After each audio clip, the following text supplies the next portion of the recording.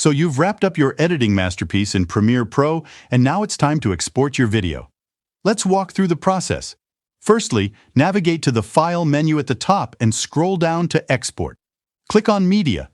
If you're a fan of keyboard shortcuts, you can also hold Control and push M on your Windows keyboard, or Command plus M if you're on a Mac.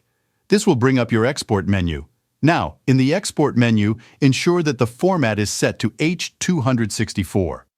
This will save your file as an MP4 video, which is widely compatible and commonly used. For the preset, select Match Source, Adaptive High Bitrate. This setting ensures that your video is exported with the highest quality.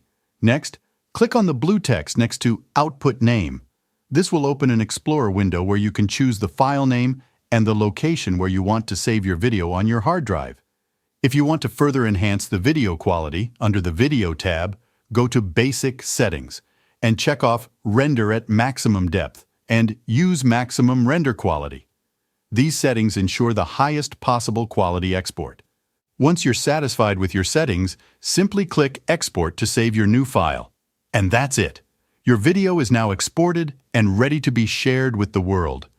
I hope you found this tutorial helpful. See you in the next video.